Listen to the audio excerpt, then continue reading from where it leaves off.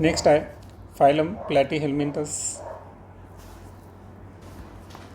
They have dorsoventrally flattened body, hence are called flatworms. आता प्लॅटीहेल्मिंथचं जर body पाहिली आपण तर डॉर्सो व्हेंट्रली ती बॉडी थोडीशी कशी असते, फ्लॅट असते, आणि दॅट्स वाय त्यावरून त्यांना नाव काय पडलेलं आहे, फ्लॅटवर्म्स पडलं आहे. These are mostly endoparasites found in animals including human beings. आता मोस्टली हे कसे आहेत, एंडोपॅरासाइट्स आहेत. एंडोपॅरासाइट्स म्हणजे लिव्हिंग इन द बॉडी, त्याला आपण एंडोपॅरासाइट्स म्हणतो. आणि सर्व ॲनिमल्स, बऱ्याच ॲनिमल्समध्ये आणि ह्युमन बिईंग्सच्या आतमध्ये सुद्धा आपल्याला हे दिसून येतील. Flatworms are bilaterally symmetrical triploblastic and coelomate animal with organ level of organization. फ्लॅटवर्म्स यांची सिमेट्री जर पाहिली तर बायलॅटरल सिमेट्री आहे. 3 जर्म लेअर्स प्रेझेंट आहे म्हणून ट्रायप्लोब्लास्टिक. ट्रू बॉडी कॅव्हिटी ॲबसेंट आहे, that's Y कोएलोमेट.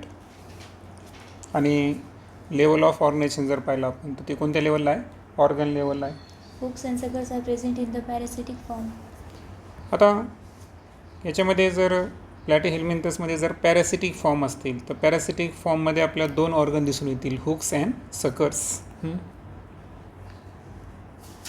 Some of them absorb nutrients from the host directly through their body surface. आता काही पॅरासिटिक फ्लॅटवर्म्स असे आहेत की ते न्यूट्रियंटचं ॲब्झॉर्प्शन हे डायरेक्ट कोणापासून करतात, होस्टपासून डायरेक्ट करतात. म्हणजे त्यांची जी बॉडी सरफेस आहे तर या बॉडी सरफेसच्या थ्रू न्यूट्रियंटला ॲब्झॉर्ब करण्याचं काम काही फ्लॅटवर्म्स करत असतात. कोणते पण पॅरासिटिक फॉर्म असणारे. Specialized cells called flame cells helps in osmoregulation and excretion. फ्लॅटवर्मचं वैशिष्ट्य आहे की त्यांच्या बॉडीमध्ये काही स्पेशलाइज सेल्स प्रेझेंट असतात, त्यांना काय म्हणायचं आपण, फ्लेम सेल्स. आणि फ्लेम सेल्सचं काय काम आहे, ऑस्मो रेग्युलेशन आणि एक्सरेशन मेंटेन करणे. आता ऑस्मो रेग्युलेशन ही एक अशी प्रोसेस आहे की ज्यामध्ये ऑर्गॅनिझम हे काय करतात की त्यांचं वॉटरचं जे इंटरनल बॅलेन्स आहेत आणि त्यानंतर जे डिझॉल्व इलेक्ट्रोलाइट्स असतील तर ते मेंटेन करतात ते, ओके. आणि त्यांच्या सराउंडिंग इन्व्हायरमेंटवर ते डिपेंड नसतात. सो त्या प्रॉपर्टीला काय म्हणायचं, ऑस्मो रेग्युलेशन. आणि एक्सरेशन म्हणजे काय, उत्सर्जन. तर ह्या दोन्ही प्रोसेस करण्यासाठी ज्या स्पेशलाइज सेल्स फ्लॅटवर्म्समध्ये आहेत त्यांना कोणतं नाव म्हणणं आपण, flame cells. Sexes are not separate. आता फ्लॅटवर्म्समध्ये सेक्सेस हे सेपरेट नाहीत, अर्थातच ते काय आहेत, युनिसेक्शुअल किंवा हर्माफ्रोडाइट्स आहेत. Fertilization is internal and development is through many larval stages. Fertilization हे इंटरनल आहे आणि डेव्हलपमेंट हे बऱ्याचशा लार्वल स्टेजमध्ये होतं. Some members like Planaria possess high regeneration capacity. आणि स्टँडर्ड 10मध्ये पण पाहिलं होतं आपण की रिजनरेशन टाईपचं जे रिप्रोडक्शन आहे हे कोणामध्ये दिसून येतं आपल्याला, प्लॅनेरिया. तर हा प्लॅनेरिया कशाला बिलॉंग करतो, फ्लॅटवर्म्सला. Examples Taenia, tapeworm, Fasciloa, liverflax. आणि एक्झाम्पल जर पाहिलं आपण प्लॅटीहेल्मिंथसचे तर पहिला आहे टेपवॉर्म, है ना, जे ए फिगर दाखवलेली आहे त्याला म्हणायचं टेनिया. आणि दुसरा आहे लिव्हर फ्लूक ज्याला आपण फॅसिक्युला म्हणतो. त्यानंतर आहे phylum ॲस्क्लेमिन्स. The body of the Asclepias is circular in cross section, hence the name roundworms. आता ॲस्क्लेमिन्सची बॉडी जर पाहिली आपण तर त्याचा क्रॉस सेक्शन कसा असतो, सर्क्युलर असतो. आणि सर्क्युलर असल्यामुळं त्यांना आपण काय म्हणायचं, राऊंड वॉर्म्स म्हणायचं. They may be free living, aquatic and terrestrial or parasitic in plants and animals. आता काही ॲस्क्लेमिन्स हे फ्री लिव्हिंग आहेत, काही ॲक्वेटिक आहे, काही टेरेस्ट्रियल आहे, तर काही पॅरासिटिकसुद्धा आहेत. आणि हे प्लांट्स आणि ॲनिमल्स दोन्ही संदर्भात आपल्याला दिसून येतील. Roundworms have organ system level of organization. Body level जर पाहिलं तर कोणत्या लेवलला आहे, organ system. They are bilaterally symmetrical triploblastic and pseudocoelomates animal.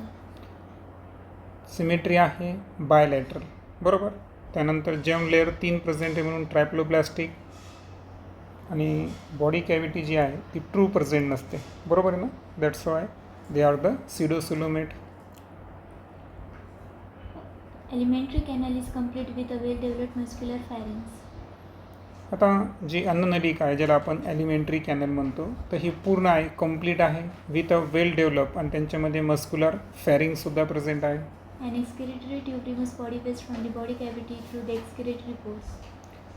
आता यांच्या बॉडीमध्ये जे बॉडी वेस्ट आहेत है ना, तर या बॉडी वेस्टला बॉडी कॅव्हिटीमधून रिमूव्ह करण्यासाठी एक स्पेशल एक्सेलेटरी ऑर्गन आहे, त्याला काय म्हणायचं, एक्सेलेटरी ट्यूब. आणि हे एक्सेलेटरी ट्यूबमधून जे बॉडी वेस्ट रिमूव्ह होतात हे कशाच्या थ्रू होतात, एक्सेलेटरी पोरच्या थ्रू होतात. Sexes are separate dioecious, that is male and females are distinct. Sexes जर पाहिलं आपण तर हे सेपरेट आहेत. सेक्सेस सेपरेट असतील तर त्याला काय म्हणायचं, डायोसियस. म्हणजेच मेल आणि फिमेल हे डिस्टिंक्ट आहेत. म्हणजे मेल इथं जसं फिगर दाखवलं आहे ना राऊंड वॉर्मचं, तर यामध्ये मेल वेगळा आणि फिमेल वेगळा, that's why it is a dioecious. Often females are longer than males. आणि फिगरमध्ये स्पष्ट लक्षात येईल तुमच्या की फिमेल जे आहेत हे मेलपेक्षा कसे आहेत, या ठिकाणी लॉंगर आहेत. Fertilization is internal and development may be direct. The young ones resemble the adult or indirect. आता फर्टिलायझेशन हे इंटरनल आहे आणि डेव्हलपमेंट दोन स्वरूपाची आहे. डायरेक्ट जर असेल तर यंग आणि ॲडल्ट हे सारखे दिसतात. इनडायरेक्ट जर असेल तर वेगवेगळ्या स्टेजेस असतील. Okay, example, Ascaris, roundworms, Wuchereria, filarial worms, and Cyclostoma hookworms. आता ॲस्कॅरिस, राऊंडवॉर्म, उचेरिया, त्याला फिलेरिया वॉर्म्स म्हणायचं, आणि अनसायक्लोस्टोमा अर्थातच तो कोणता आहे, हुक वॉर्म्स, हे सगळे राऊंडवॉर्म्स आहेत. त्यानंतरचा फायलम आहे ॲनेलिडा. They may be aquatic, marine, in fresh water or terrestrial, free living, and sometimes parasitic. काही ॲनेलिडा हे ॲक्वेटिक आहे. ॲक्वेटिकमध्ये पण काही मराईन आणि काही फ्रेश वॉटर, काही टेरेस्ट्रियल असतात, काही फ्री लिव्हिंग आहे, तर काही ॲनेलिडा हे पॅरासिटिकसुद्धा असू शकतात. They exhibit organ system level of body organization and bilateral symmetry. Body organisation कोणतं आहे, ऑर्गन सिस्टीम लेवल. सिमेट्री कोणती आहे, bilateral. They are triploblastic, metamerically segmented, and coelomate animals. त्यानंतर ट्रॅप्लोब्लास्टिक आहेत, मेटामेरिकली सिगमेंटेड, म्हणजे विशिष्ट प्रकारचे बॉडीचे कप्पे आहेत, आणि ट्रू बॉडी कॅव्हिटी प्रेझेंट आहे म्हणून सिलोमेट ॲनिमल्स आहेत. Their body surface is distinctly marked out into segments or metamers, and hence the phylum name Annelids, Latin annals, little b. आता आकृतीमध्ये तुमच्या सहज लक्षात येईल की वेगवेगळ्या प्रकारचे काय आहेत बरं, सिगमेंट्स किंवा मेटामर्स प्रेझेंट्स आहेत बॉडी सरफेसवर, जे की स्पष्ट दिसतात. म्हणून सिगमेंट्स किंवा मेटामर्स हे स्पष्टपणे दिसणारे आहेत. यावरून एक शब्द आहे पा लॅटिन, ॲनलस रिंग, हे ना, तर या शब्दावरून त्यांना नाव काय पडलं आहे, ॲनेलिडा. They possess longitudinal and circular muscle which help in locomotion. आता यांच्यामध्ये लॉन्जिट्युनल आणि सर्क्युलर टाईपचे मसल्स आहेत, आणि या मसलच्या सहाय्याने ते एका ठिकाणाहून दुसऱ्या ठिकाणी मूवमेंट करतात. म्हणजे लोकोमोशनसाठी लॉन्जिट्युनल आणि सर्क्युलर मसल त्यांना कामी येतात. Aquatic annelids like Nereis possess lateral appendages, parapodia, which help in swimming. आता काही ॲक्वेटिक ॲनेलिड्समध्ये जर पाहिलं आपण तर नेरिसचं एक्झाम्पल घेऊ आपण. तर नेरिसमध्ये जर पाहिलं आपण तर काय प्रेझेंट आहे, लॅटरल ॲपेंडेजेस, म्हणजे मागचे पायासारखे भाग प्रेझेंट आहेत, त्यांना आपण काय म्हणायचं, पॅरापोडिया. आणि या पॅरापोडियाच्या साहाय्यानं काय करत असतात ते, पायथं जर पाहिलं आपण तर हे अशा पद्धतीचे साईडला काय प्रेझेंट आहे त्यांच्या, पॅरापोडिया, ज्याला आपण लॅटरल ॲपेंडेजेस म्हणू, त्याच्या साहाय्यानं ते काय करू शकतात, स्विमिंग करू शकतात. A closed circulatory system is present. त्यानंतर सर्क्युलेटरी सिस्टीम कोणत्या टाईपची आहे, क्लोज, म्हणजे इथं ब्लड हे वेसलच्या आतमध्ये आहे. Nephridia singular, nephridium helps in osmoregulation and excretion. त्यानंतर यांच्या बॉडीमध्ये नेफ्रिडिया प्रेझेंट आहे. आता नेफ्रिडिया हे प्लुरल फॉर्म आहे, त्याचं एकवचनी नाव काय आहे, नेफ्रिडियम.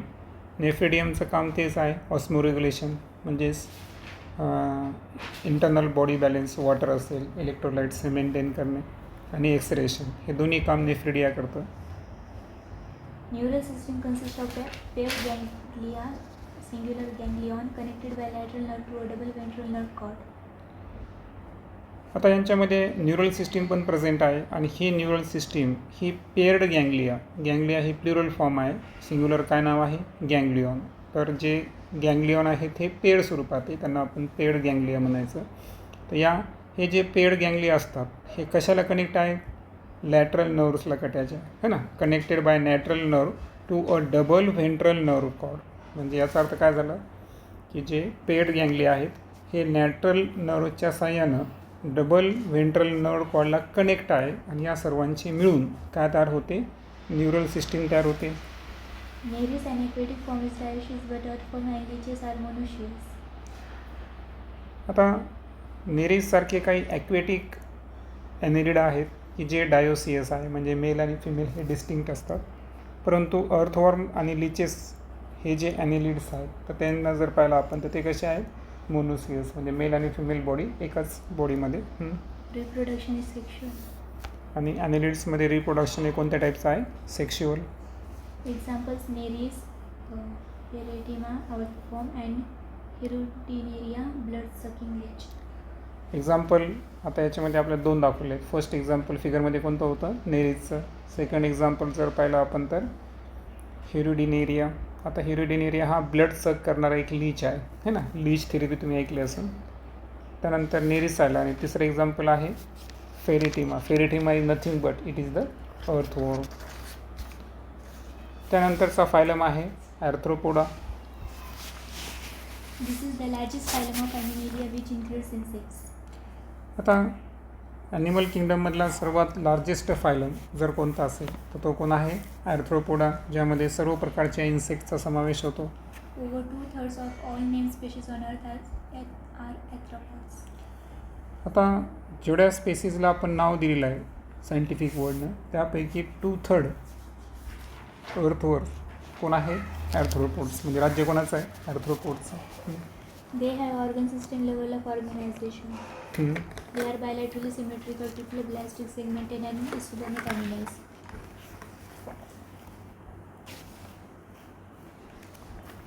बॉडी लेवल जर पाहिलं आपण तर कोणत्या लेवलला आहे, ऑर्गन सिस्टम, करेक्ट. त्यानंतर सिमेट्री कशी आहे, बायलॅटरल, जर्म लेअर, ट्रायप्लोब्लास्टिक, सिगमेंटेड पण आहे आणि ट्रू बॉडी कॅव्हिटी प्रेझेंट आहे म्हणून सेलेमेट. The body of arthropods is covered by chitinous exoskeletal.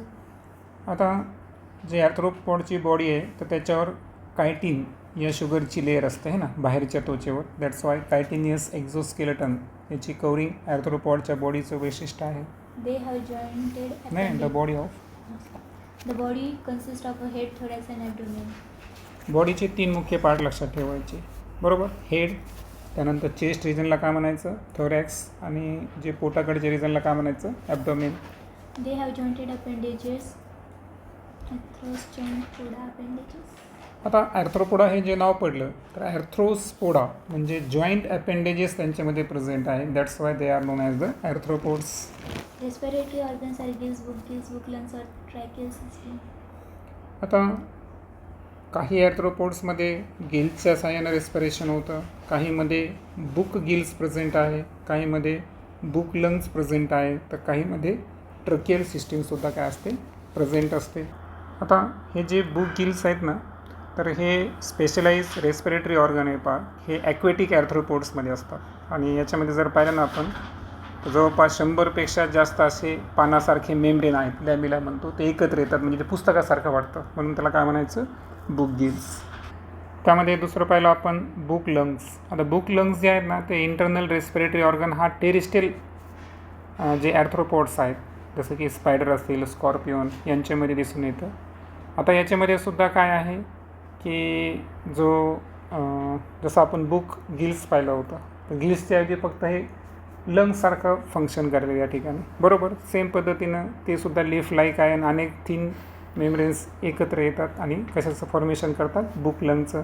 आणि बाकी ट्रकियाच्या साहाय्यानं जर होत असेल तर त्याला आपण काय म्हणायचं, ट्रकियल सिस्टीम.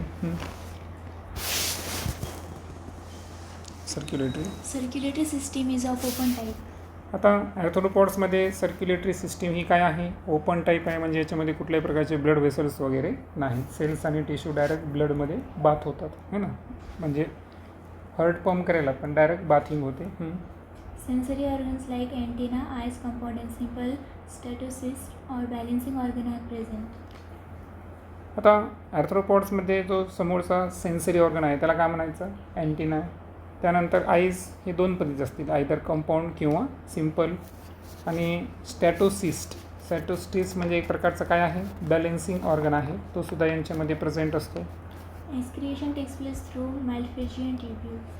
त्यानंतर एक्सरेशनसाठी एक स्पेशल प्रकारचे माल्फिजियन ट्युब्युल्स प्रेझेंट असतात पहा. They are mostly dioecious. आणि मेल आणि फिमेल डिस्टिंक्ट आहे, that's why they are the dioecious. Fertilization is usually internal. Fertilization बॉडीच्या आत होतं, that's why it is a internal. They are mostly oviparous. Development may be direct or indirect. आता human व्हिव्हिपेरस आहेत, मात्र ॲर्थ्रोपोड्स हे काय असतात, ओव्हिपेरस, म्हणजे अंड्या थ्रू त्यांच्या यंग वनला ते जन्म देतात. आणि डेव्हलपमेंट, काही जणं ॲडल्ट आणि जे लिटल वन आहेत एकमेकांसारखे दिसत असेल तर त्याला काय म्हणायचं, डायरेक्ट डेव्हलपमेंट. परंतु वेगवेगळ्या स्टेजेस असतील तर त्याला काय म्हणायचं, इनडायरेक्ट डेव्हलपमेंट. आता आपण फुलपाखरामध्ये पाहिलं तर इनडायरेक्ट दिसून येईल आपल्याला, जे की कशाला बिलॉंग करतो, ॲर्थ्रोपोड्सला बिलॉंग करतो. Examples: economically important insects: apis, honeybee, bombyx, silkworm, lucifer, black insect. आता इकॉनॉमिकली इम्पॉर्टंट इन्सेक्ट पाहू आपण. यामध्ये हनीबी असेल, ज्याला आपण काय म्हणायचं, एपिस. त्यानंतर सिल्कवॉर्म, रेशीमसाठी जे लागणारा बॉम्बिक्स है ना, रेशमाचा किडा. त्यानंतर लॅक इन्सेक्ट कोणता आहे, लॅसिफर. Vectors: anopheles, culex, aedes, mosquitoes. आता वेक्टर्स कशाला म्हणतो आपण, ज्याच्यामुळे आपल्याला आजार होत नाही पण ते आजाराला कारणीभूत असणाऱ्या व्हायरसला काय करतात, कॅरी करतात, त्या त्यांना काय म्हणायचं, वेक्टर्स. तर ॲनोफिलस आठवत असेल तुम्हाला, ॲनोफिलस मलेरियासाठी रिस्पॉन्सिबल असणारं है ना, मॉस्किटोज आहेत. त्यानंतर क्युलेक्स हे कशासाठी आहे, तर क्युलेक्स हे एलिफंटेसिस.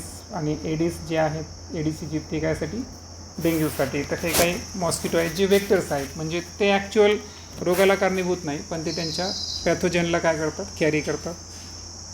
Gregarious pest: loscute, living fossils, lemurius, green crab. आता काही ग्रिगेरियस पेस्ट आहे, लोक्युस्टासारखे, ज्याला आपण लोक्युस्टसुद्धा म्हणतो. आता ग्रेगरियस पेस्ट म्हणजे की हे आपल्या पिकांचं वगैरे जे नुकसान करतात, हे की नाही. आणि असे ऑर्गॅनिझम की जे कलेक्टिव्हली लार्ज ग्रुपमध्ये राहतात, हे ना. तर तुम्हाला माहीत आहे की जे लोक्युस्ट आहे, जसं की फिगरमध्ये तुम्हाला दाखवलेलं आहे, ओके, हे नागतोडा, हे की नाही. तर तुम्हाला माहिती आहे की ते लोक्युस्ट गटामध्ये येतं. त्यानंतर लिव्हिंग फॉसिल्स, म्हणजे जिवंत असताना जे फॉसिलसारखं आहे, तर ते त्यामध्ये कोण आहे, किंग क्रॅब आहे, त्याला आपण ल्युम्युलस म्हणायचं. बाकी एक्झाम्पल जर पाहिलं आपण तर इथं ए काय दाखवलेलं आहे, लोक्युस्ट. बी बटरफ्लाय आहे, स्कॉर्पियन आहे, प्रॉन आहे, ओके. तर हे पूर्ण इन्फॉर्मेशन आहे ॲर्थ्रोपोड संदर्भात. फायनली पाहू आपण. त्यानंतर आहे phylum Mollusca. This is the second largest animal phylum. आता फर्स्ट लार्जेस्ट कोणता होता, ॲर्थ्रोपोड. सेकंड लार्जेस्ट कोण आहे, Mollusca. Mollusks are terrestrial or aquatic, marine or freshwater, having an organ system level of organization. मोल्युस्क हे आयदर टेरेस्ट्रियल असतील किंवा aquatic पण असू शकतात काही जण. ॲक्वेटिकमध्ये मराइन आणि फ्रेश वॉटर दोन्ही चान्सेस आहे. बॉडी ऑर्गनायझेशन कोणतं आहे, organ system. They are bilateral, symmetrical, triploblastic and coelomate animals. Symmetry आहे bilateral, germ layer triploblastic, body cavity coelomate. Body is covered by a calcareous shells and is unsegmented with a distinct head, muscular foot and visceral hump. Body जी आहे त्याच्यावर कॅल्केरियस cells present असतात, बरोबर. So कॅल्शियमसारखे ना. तर calcium कार्बोनेटच्या बनलेल्या त्या cells असतात आणि त्यांचं अनसिग्मेंटेशन कशामध्ये असतं, डिस्टिंक्ट हेड आहे आणि त्यानंतर मस्क्युलर फूट आणि व्हिसरल हम्प, हे त्यांचे body parts. A soft and spongy layer of skin forms a mantle over the visceral hump. आणि वरच्या तीनपैकी जे आपण व्हिसरल हम्प पाहिला तर त्याच्यावर काय होतं, एक मॅन्टलची लेअर तयार होते पहा. आणि ही कशाची लेअर आहे, soft and spongy layer of skin, है ना. सॉफ्ट आणि स्पंजसारखी ज्या लेयर्स आहेत स्किनच्या त्या तयार होतात, ते एक मॅन्टल सिक्रेट करतात, है की नाही. तर ते मॅन्टल व्हिसरल हम्पवर पसरलेलं असतं. The space between the hump and the mantle is called the mantle cavity, in which feathers like gills are present. आता जो स्पेस हम्प आणि मॅन्टल यांच्यामध्ये प्रेझेंट आहे तर त्याला काय म्हणायचं, मॅन्टल कॅव्हिटी. मेंटल कॅव्हिटीमध्ये जे पिसे नसतात का फिदर, तर त्यांच्यासारखे काय प्रेझेंट आहे, गिल्स प्रेझेंट आहे. They have respiratory and excretory functions. आता हे जे गिल्स आहेत हे रेस्पिरेशनचं पण काम करायले आणि एक्सरेशनचं पण काम करायले. The anterior head region has sensory tentacles. आणि जो समोरचा आपण अँटेरियर हेड रिजन पाहिला, तर अँटेरियर हेड रिजनमध्ये सेन्सरी काय प्रेझेंट आहे, टेंटॅकल्स प्रेझेंट आहेत. The mouth. The mouth contains a file-like rasping organ feeding called radula. आणि जे माउथ आहे तर त्यांच्यामध्ये एक फाईल लाईक रॅस्पिंग ऑर्गन प्रेझेंट असतो फिडिंगसाठी, म्हणजे अन्न कलेक्ट करण्यासाठी. तर त्याला काय म्हणायचं, रॅड्युला म्हणायचं. तर रॅस्पिंग ऑर्गन म्हणजे कसं माहिती का, की त्याच्यामध्ये बरेचसे कायटिनियस टीथ प्रेझेंट असतात, की जे या ठिकाणी फूड पार्टिकलला स्क्रॅप कट ड्रिल करू शकतात. दॅट्स वाय ते माउथला जे रॅस्पिंग ऑर्गन आहे फाईल लाईक फिडिंगसाठी काम येतं, त्याला काय म्हणायचं, रॅड्युला. ओके. सो ओव्हरऑल त्याचं स्ट्रक्चर जर पाहिलं तर मल्टिपल ट्रान्सवर्स रो, म्हणजे एक प्रकारे एक विशिष्ट रांग असते टीथची, आणि प्रत्येक टूथ जो आहे, प्रत्येक दात, तर हा रूट शॅफ्ट असं त्या ठिकाणी कामी येतं, की त्याचं फंक्शन जर पाहिलं तर फूड स्क्रॅप करणे, ड्रिल करणे, ओके, त्यासाठी कामी येतं. They are usually dioecious and oviparous with indirect development. Dioecious आहे मेल आणि फिमेल डिस्टिंक्ट. ओव्हिपेरस डायरेक्ट काय करतात या ठिकाणी, एग्स थ्रो जे आहेत तर ते न्यूमनला जन्म देतात, आणि डेव्हलपमेंट जी पाहिली आपण तर ही इनडायरेक्ट स्वरूपाची आहे. Examples: Pila, apple snail, pincada, pearl oyster, sepia, cuttlefish, loigo squid, octopus, devilfish, aplysia, sea hare, denatalium, tusk shell, and Cletopleura chiton. Example जर पाहिलं आपण तर पाहिला ॲपल स्नेल म्हणू आपण. त्यानंतर पिंगटॅडा मीन्स पर्ल ओस्टर. त्यानंतर आहे सेपिया, कटलफिश, लोलिगो त्याला स्क्विडसुद्धा म्हणतात, ऑक्टोपस जो डेव्हिल फिश आहे, ॲप्लिसिया सी हेअर, डेंटेलियम टस शेल, अँड कॅटोप्ल्युरा कायटॉन.